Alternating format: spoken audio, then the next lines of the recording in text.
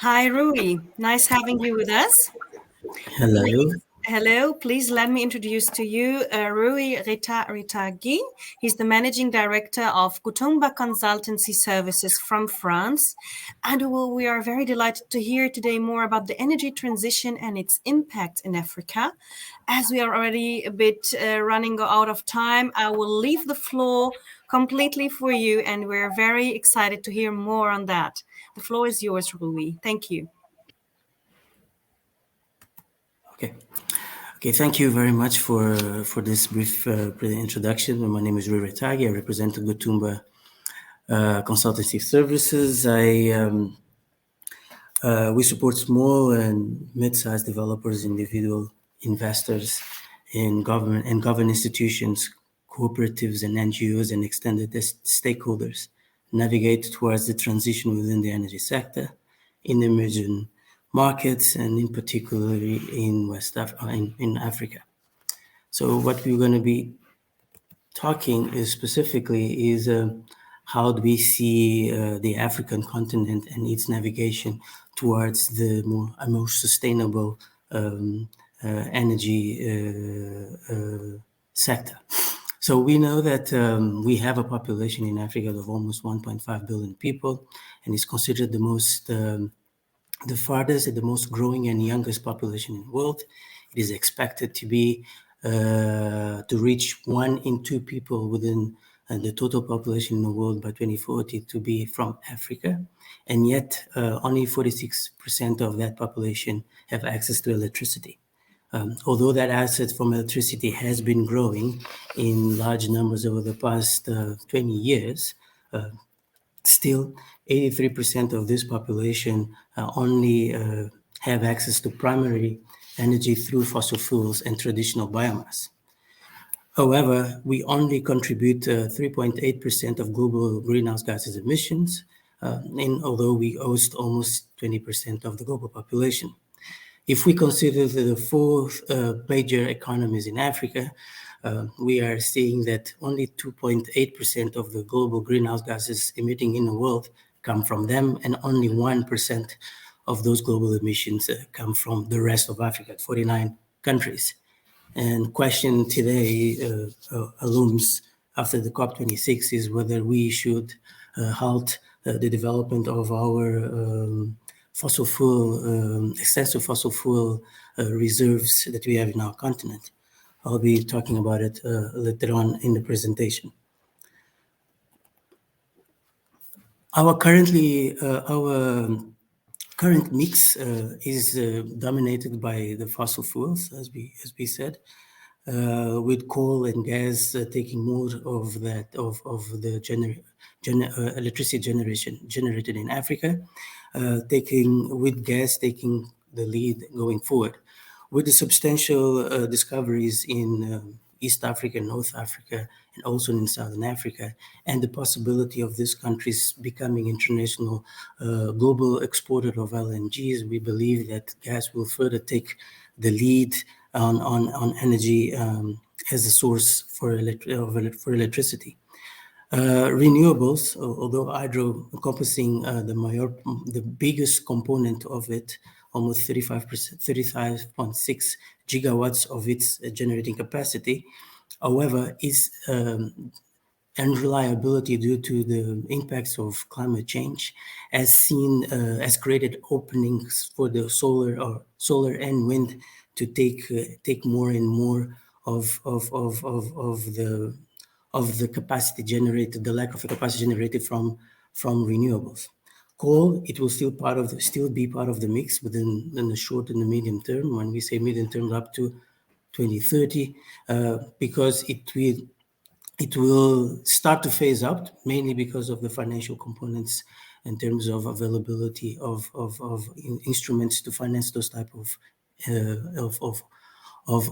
power plants, as well as the decommissioning of others that are coming into a final service life. Now, if we are to consider the current transition, there is substantial shortcomings coming along. Although we have seen substantial growth in penetration over the past 20 years, there is still 476 million people without access to energy, and they have mainly been seen within the rural areas. In view of the impact of this transition, and the substantial impacts, we find 4 specific locations where we see that there has to be done a little bit more to foster this energy transition into a more sustainable way. So first of all, there's our energy systems constraints. We have low efficiency levels within our current backbone grids that hamper the security of its supply and thus the increase of the current costs, inherent costs. The lack of institutional government capacity building, leading to bad and weak planning and absence of frameworks and regulatory frameworks that hamper clean energy investments and hamper the fostering of independent power producers. The cross-regional integration of markets, although there are existing poor power pools in each and every region, are not very well integrated, so do not allow the balance of loads and thus its optimization. And as well, the decrease thereafter, the decrease of the cost of electricity, with ultimately the reducing of greenhouse gases emissions. And lastly, I think we have spoken a lot earlier, colleagues, about the human capacity building, the lack of skills, and the transfer of those skills to enable a more vibrant local content environment. So if we look, looking at the transition in itself, and considering that we are phasing out, as we saw earlier, we are phasing out fossil fuel from our energy mix. Solar and wind have been poised to become one of the sources of electricity over in the medium to short term. They have been growing on a fast pace. Accounting with 77% of the total, apart from hydro, account of 77% of the total capacity installed. And if we look at wind-friendly environments in the northern part of Africa, in the eastern part of Africa, in southern Africa as well, wind is taking more shape over there. Solar is being utilized mainly on-grid and off-grid within the sub-Saharan region. And whilst concentrated solar power, it still has small dents and geothermal small dents within the energy mix per se.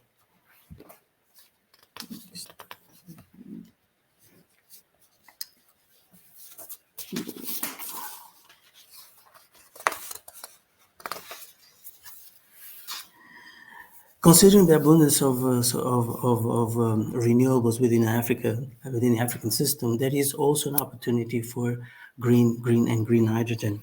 Green hydrogens can be a source to replace the production from polluting sources and constitute an alternative for the transportation industry and the industry in itself. We can be utilizing green hydrogen as a source of within peak loads in off-grid and on-grid renewable PV solar installations as a source of battery. We can utilize green hydrogen as a source within the transportation sector as a means of reducing the exposure of greenhouse gases from a fossil fuel-based transportation source of energy. More specifically, in Southern Africa, there are some projects of introducing green hydrogen in exploration and production projects or as a feedstock, as part of feedstock solutions for renewables within the exploration activities. So hydrogen, solar, and wind, there is a huge room for growth, and there is a huge room for capitalization within the energy mix within the whole continent per se. So in terms of financial instruments, the cost of financing in Africa, it's still very high. And the investments needed to acquaint with the current transition demands are far greater than the funds that are available from the public infrastructures.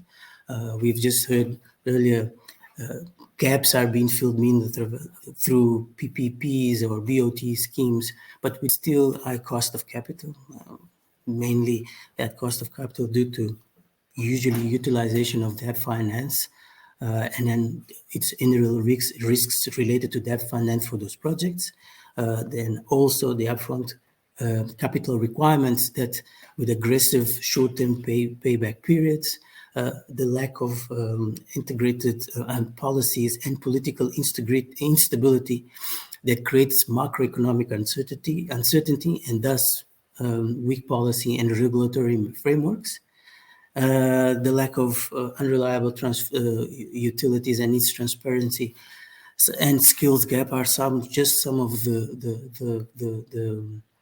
the costs that adds into the risks when unleashing the development of projects to foster the energy transition.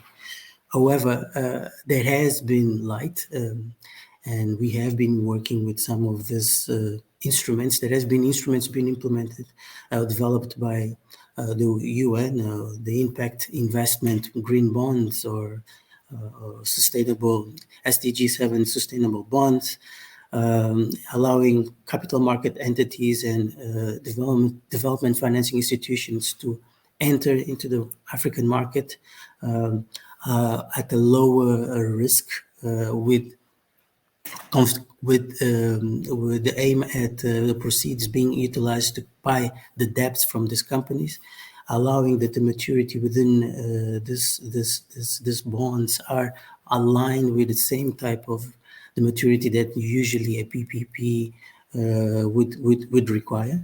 There are other instruments being utilized, and we can talk this a little bit further at a different stage. But at the end of the day, there has been substantial impact investment sources of funds that allow initial feed-in availability of money to unleash the opportunities within the energy sector in Africa. So one should not be seen as a possibility of emptying. One should be seen as a possibility of opportunity from a financing point of view. In terms of, and if we would want to cater for the development, the continuous development of the growing demand of renewable energies globally, Africa could also play a role in supplying from a minerals point of view, from a mining and processing point of view, supplying the needs of the energy transition. So that is an area where some don't usually talk, but our continent have the biggest reserves of copper, aluminum, lithium, cobalt, nickel, rare earth, and it is poised to increase in more than 500% within now and 2050, and to attend the 1.5 degree theme of the Paris Agreement.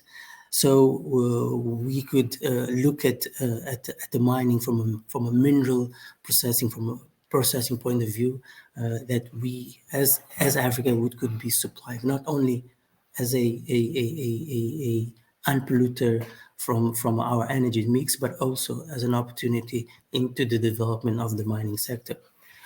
However, the mining sector is a lot of times seen, especially from these types of mines, seen as a green supporter of the greenhouse gases emissions.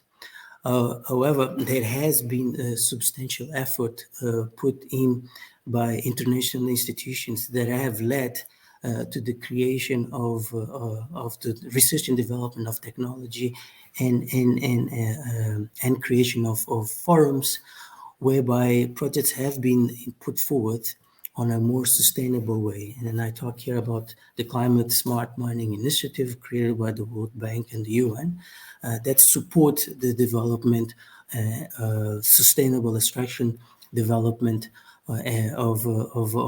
critical minerals, which will be necessary for the foreplay for the energy transition from a global perspective. So it supports the sustainable extraction, enabling extraction and processing of our research and development and innovation to be at full play to stabilize the supply of clean energy technology whilst minimizing the footprint and increasing of social development.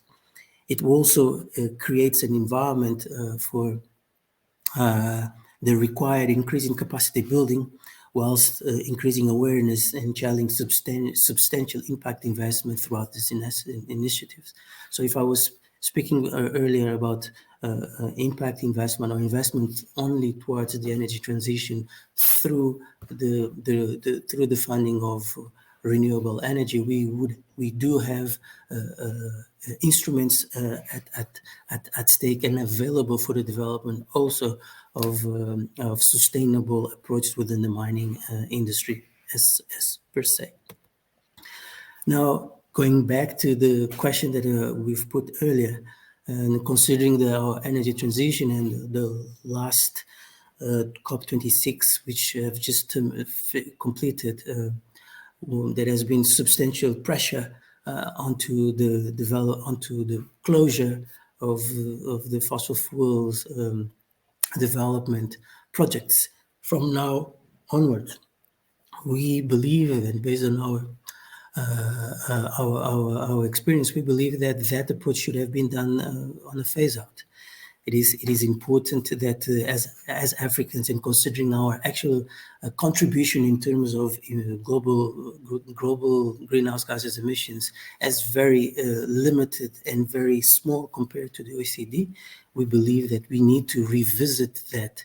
And as a country, as a continent, we need to have an integrated approach towards the OECD countries.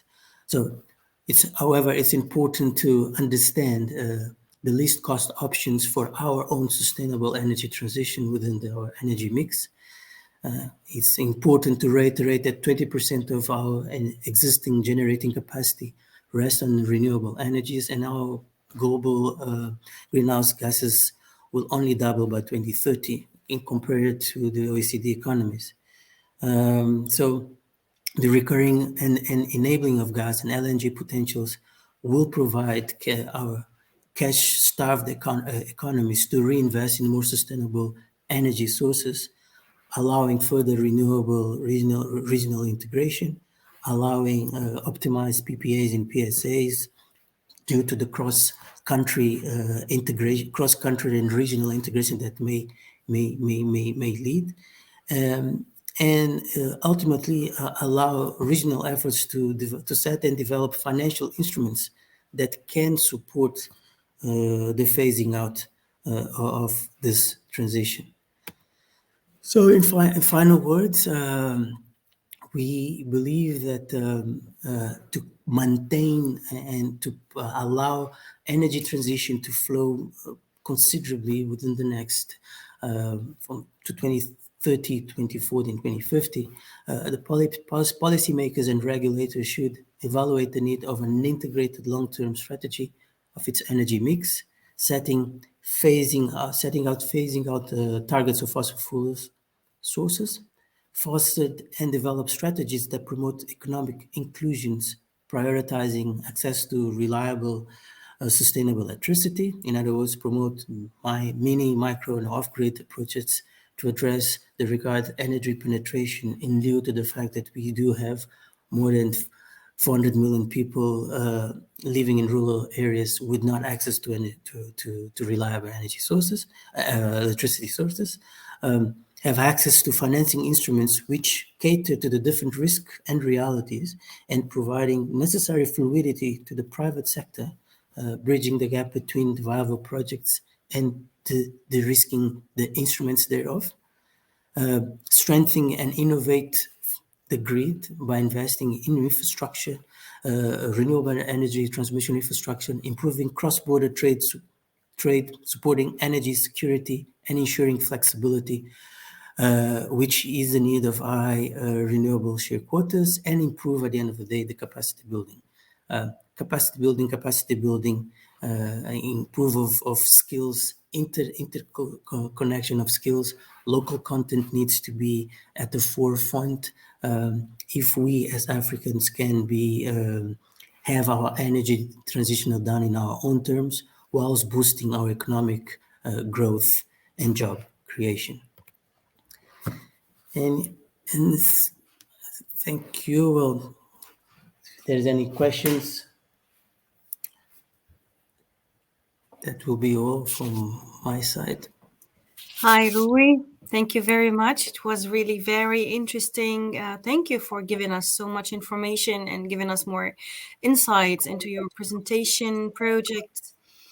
We don't have any questions yet, but if any questions come up, we will definitely forward it to you. And now we will move ahead to the next presentations.